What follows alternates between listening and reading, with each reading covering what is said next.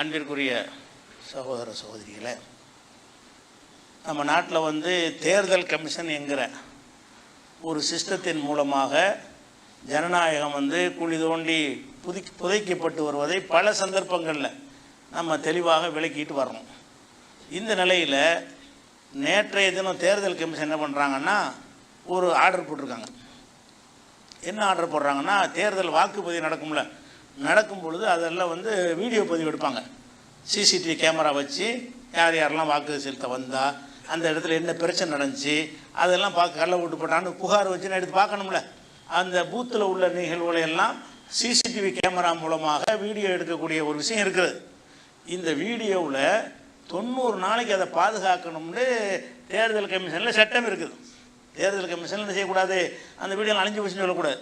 90 நாள் வரைக்கும் என்ன செய்யணும், அந்த பூத்தில் என்ன நடந்துச்சோ அது அனைத்து வீடியோக்களும் ஆவணங்கள் என்ன செய்யப்படணும், தகராறு நடந்து கள்ள ஓட்டு கூட வந்திருப்பாங்க, தடுத்திருப்பாங்க, அதெல்லாம் கேமராவில் பதிவாயிருக்கும். அந்த பதிவான ஆவணங்களை எல்லாம் 90 நாள் வரைக்கும் பாதுகாக்கணும்னு இருந்துச்சா இல்லையா? இப்போ தேர்தல் கமிஷன் எல்லா மாநில தேர்தல் அதிகாரிகளுக்கும் கடிதம் எழுதியிருக்கிறாங்க. என்ன கடிதம்? இனிமேல் 45 நாள் அழிச்சிருங்க, 90 நாளைக்கு வைக்காதீங்க. அந்த சிடி இந்த மாதிரி கேசட்டில் பாதுகாக்கிற காலத்தில்னா ஒரு இடத்த அடைச்சிக்கிட்டு இருக்க முடியாது, சொல்லி தொலையலாம். நவீன காலத்தில் ஒரு பென் டிரைவுக்குள்ளே என்ன செய்யலாம், ஒட்டுமொத்த இந்தியாவுடைய ஒரு தேர்தலுடைய கடையை உள்ளே வச்சுக்கிடலாம். அப்படிப்பட்ட பெரிய சுமை ஒன்றும் கிடையாது, அழிக்க வேண்டிய எந்த ஒரு அவசியமும் கிடையாது. நம்மளுடைய ஒரு சர்வரில் அப்படியே வச்சிடலாம். நாட்டில் உள்ள அத்தனை வீடியோக்கெல்லாம் என்ன செய்யலாம், ஒரு சர்வர் எடுத்தாலே பாதுகாத்து வச்சுக்கலாம். பெரிய இடத்த அடைக்கிறது, பீரோலாம் சேர்ந்து போச்சு அதனால அழிக்கணும் அப்படின்னா பரவாயில்லைங்கிறான். ஃபைல்கள் பேப்பர்களுக்கு வேணால் அதை சொல்லலாம், நிறைய தேங்கி போச்சு பாதுகாக்க முடியலை, இடத்த அடைச்சிட்டு போகுதுன்னு சொல்லலாம்.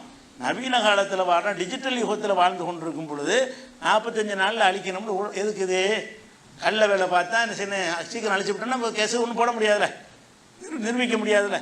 அப்போ இந்த கள்ள வேலைகள் செய்வதற்குரிய முடிவுகளை ஒன்றையா ஸ்டெப்பாக வந்துக்கிட்டு வர்றாங்க.